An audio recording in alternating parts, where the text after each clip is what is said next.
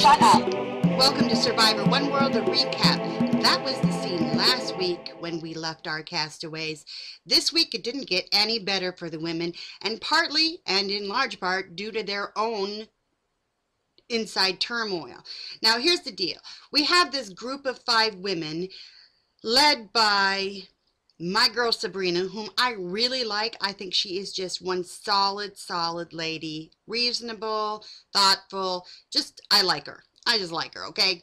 So anyhow, she, Street Leisha, Kit Kat, Kim, and Chelsea are the young girls, and they are together and against the 3 older women. And it's really sad that a woman in her 30s is considered older, but Christina, Monica, and Nina. Now, when they get back from tribal council, Christina tries to approach Street and make some kind of reconciliation with her, to which Street says, oh yeah, think nothing of it, and goes straight to confessional and talks about how if she saw her drowning, she wouldn't help her. Nice. Anyhow, she goes on to talk about Nina and calls her a bag of rocks, and then says she doesn't even know what that means. It's the term a bag of bones. That's what you're looking for, Street, but I'll help you out here. And I'm thinking to myself, better be a bag of bones or rocks in Street's world, to then have rocks rolling around in your brain like you and your good buddy Kit Kat. Street is so convinced that her final 5 is actually going to make it, but I'm seeing cracks in this alliance, and I think the rest of you are too. First of all, Sabrina's way too level-headed for the kind of catty young girl stuff that Kat and Street like to do. And Chelsea and Kim aren't digging it any better. They just find themselves so early in the game that they're not willing to split from them. But I'm betting any money, and please, please, please let this happen. Please let Kim, Chelsea, and Sabrina split off from Kit Kat and Street and go with Christina and Monica. So here's what happens.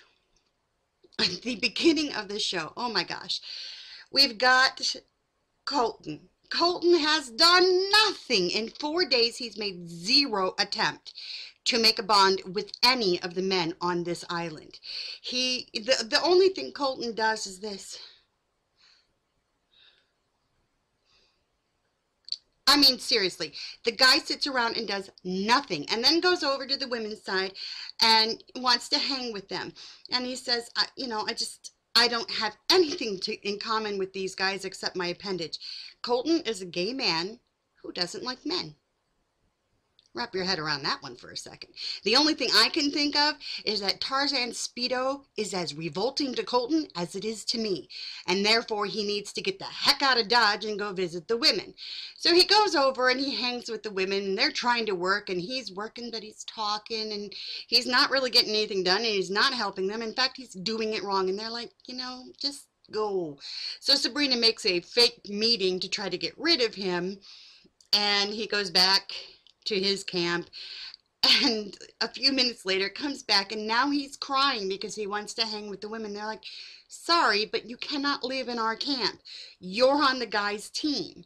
Now that he's been rejected by the women, all of a sudden Colton has the ability to talk to the men.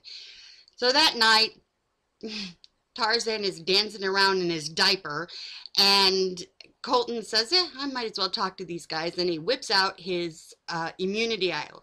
All of a sudden, he goes from the guy who's going to be voted off first to the leader of the Misfit Alliance.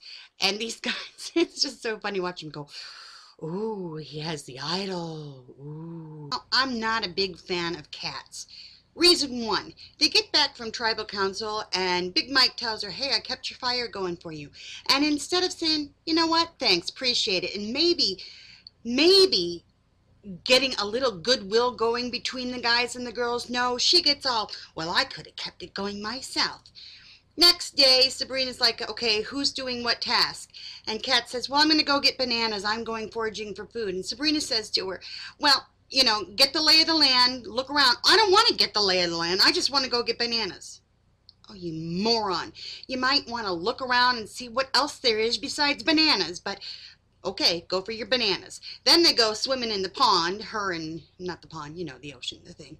And anyhow, it's Street and Kat swimming in the ocean, sitting in the ocean because they're too lazy to swim, giggling about how they can do that because, you know, they're with the five and they're safe.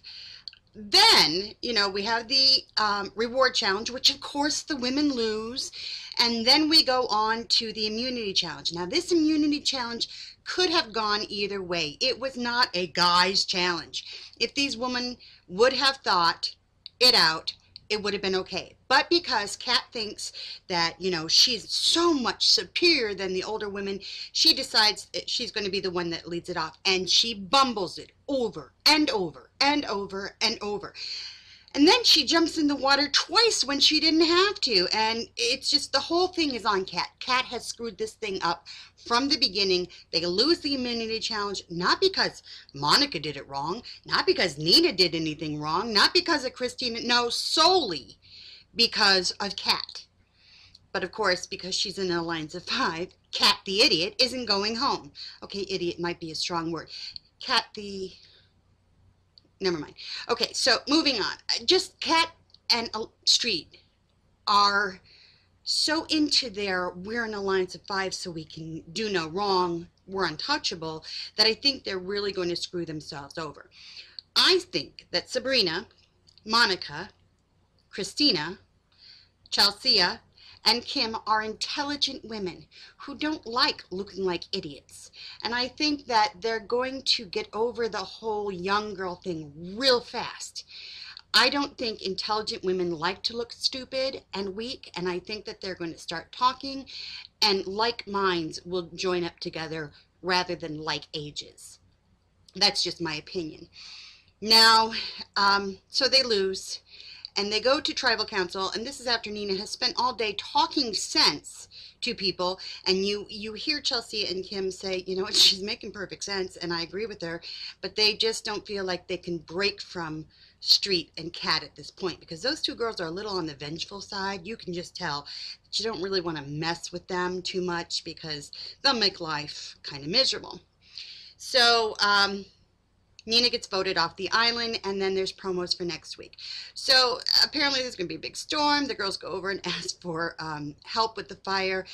And Colton, if this really happens, Colton, I'm just going to have to go off on you a little bit.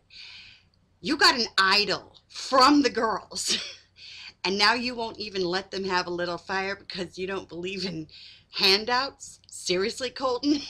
That's a little hypocrisy there, but okay, we won't go into that. Women, get your crap together. Christina, Monica, join up with Sabrina, Chelsea, and Kim, and kick some butt. You can win some challenges. You just got to stop listening to those two nitwits. Now, over on the guys' side, we've got the band of misfits, Leaf, Troy, Tarzan. Please, somebody get rid of that Speedo. Can't think of his name, and King Colton. And then there's the four strong guys. Matt got a really great edit this week because they didn't really show him speaking. So he didn't look bad this week. And Big Mike, I don't think Big Mike is as bad of a guy as he came off when he stole all the women's stuff. But the guys they're working, they're doing it. And the women have got to get rid of these two nitwits in order to make it work. All right, Survivor, One World. Not a good world for the women. Come on, women, pull it together!